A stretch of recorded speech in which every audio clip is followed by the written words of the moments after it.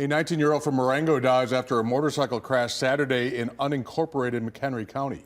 Just before 3:30 on May 10th, first responders were called to County Line Road north of Harmony Road near Marengo for a single motorcycle crash. Officials say the driver was going south on County Line Road when he lost control on a curve and was thrown off of the motorcycle. A medical helicopter was requested at first, but the victim was later transported by ambulance to a hospital due to the severity of his injuries. The identity of the driver has not been released.